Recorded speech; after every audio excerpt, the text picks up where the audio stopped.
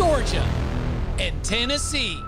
A rivalry that has spanned nearly 125 years. And there have been some absolute classics. Dobbs heaves it, bunched up in the end zone. It's caught! It is caught! Jawan Jennings! But flashing forward to the present, the Georgia Bulldogs are staring down college football immortality with a chance to three-peat, something no program has done in the modern era. Only it matters is you're playing on the road in the SEC in a really tough environment. It's different, especially when you go to play a team as talented as Tennessee is. And while the Dogs certainly control their own destiny, the Volunteers still have an opportunity to play spoiler, potentially creating chaos in the playoff picture. We understand the quality of the opponent that's coming to town this week. Our guys understand who they are, what they're about, and the way that they're going to play. It'll be a great test for us. It's the Dogs and Vols in front of 100,000 plus. The drive for perfection continues on CBS. Tennessee trying to play spoiler for Georgia's perfect season and the Dogs' top recruiting class. Ben Wolk of Dogs 24/7 and Ryan Callahan of Vols 24/7 here to fill us in on the recruiting battles happening on the sidelines this weekend. But before we get into that, dear viewer, please show us some love and like this video. Now, guys, both teams battling for four-star athlete Kamron Mikell out of Statesboro, Georgia. He plans to commit on Thanksgiving Day. Ryan, what's the latest from Tennessee's side? Well, this is the big weekend for Tennessee. He's supposed to be back in Knoxville on Saturday for what will be his final visit before that scheduled announcement next Thursday. And Tennessee, I think, really needs to make a big impression this weekend. It's felt like a recruitment that Tennessee had a real shot at winning for a long time now. But as it's gotten closer to commitment day, Georgia's become more of a factor and once appeared to be a little bit less of a contender. Colorado's been hanging around in this one for a while, but Georgia in particular, he gets a chance to see these two teams go head-to-head one final time, and it's a really important weekend for Tennessee. It feels like they need to make a really big move to make sure they have a chance to land him on Thursday.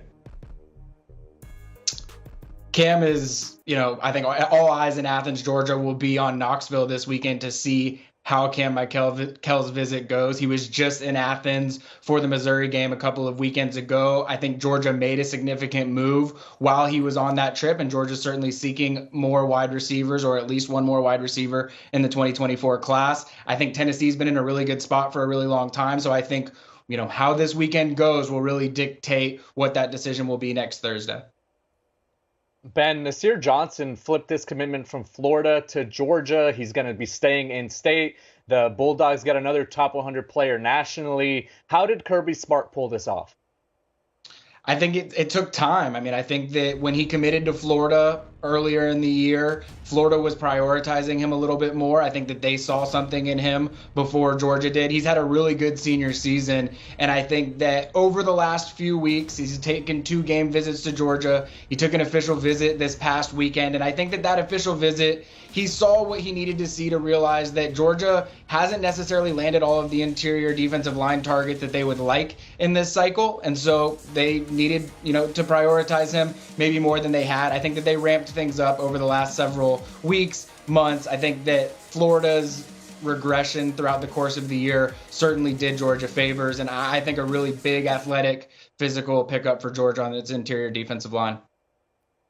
Tennessee's 2025 class currently ranks 14th nationally with 3 commits. Now the Vols have a star-studded list of visitors in Knoxville this weekend. Ryan, who are some of the notable 2025 names?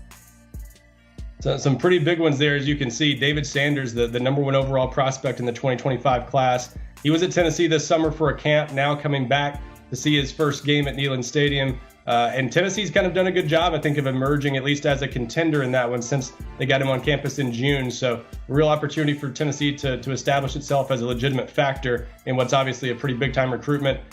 In-state, a big-time priority, George McIntyre, the 5-star quarterback from Brentwood Academy in the Nashville area. He's a guy Tennessee's been obviously coveting for a long time. And that one, obviously for quarterbacks that commit early a lot of times, that one probably entering the final stages. So an important visit for Tennessee there as he looks to make a decision within the next few months, probably, and Alabama being Tennessee's main competition there. And as you saw in the list, Josh Petty, a big-time offensive lineman from Georgia who grew up liking Tennessee.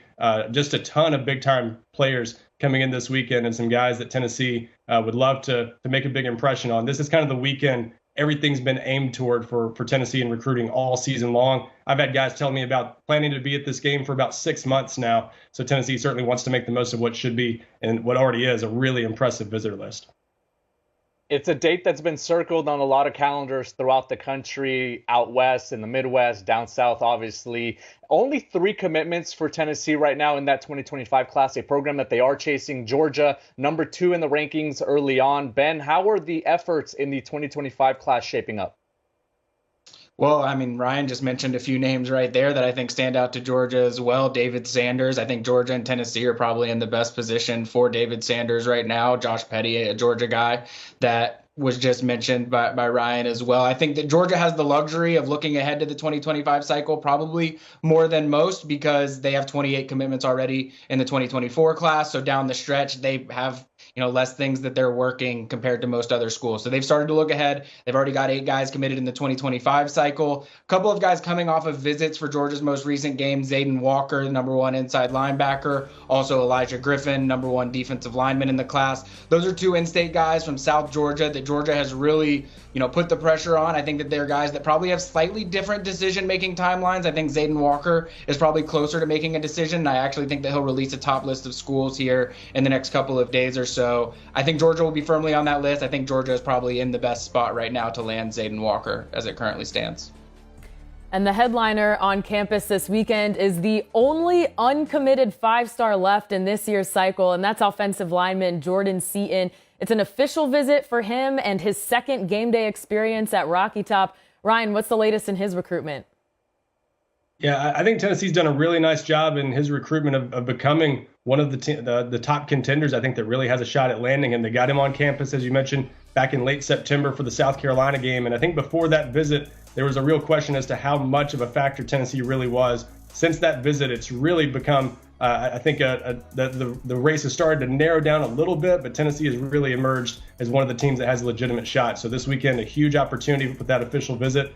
He's a guy that's his schedule changes week to week. You don't really know where he's going next from here, but probably another visit or 2 left. But this is certainly, with a month away, being a month away from signing day, this is a big chance for Tennessee to establish itself as one of those top contenders going into what should be a pretty heated battle down the stretch, I think, for him with a lot of heavy hitters, including Alabama, Florida, and Oregon. Definitely still in the mix, but Tennessee's got a real shot going into this weekend and needs to impress him.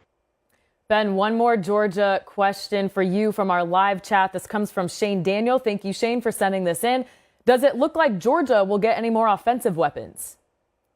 Well, I think Kamron Mikell is an interesting one because Georgia was, and Ryan could probably speak to this a little bit too, Georgia was recruiting him as a receiver sort of later than everybody else was. They saw him as a defensive back, and they kind of changed their tune when schools like Tennessee, Colorado, Texas A&M were viewing him more as a receiver, and Cam articulated that's the position that I want to play at the next level. So Georgia was a little bit late there, but he's someone that I think that they have pivoted how they've recruited him. Brian McClendon, Georgia's wide receivers coach, was definitely his main point of contact through his most recent visit. And so I think that, he's the name to watch next week if Tennessee ends up landing Kamron Mikell over Georgia. I would look for NC State wide receiver commit Terrell Anderson, who took an official visit a couple of weeks ago. And, Georgia's also trying to hold on to the guys that they have right now. Nitro Tuggle is getting recruited by Michigan, by Notre Dame. And so I think holding on to what you have is really important too.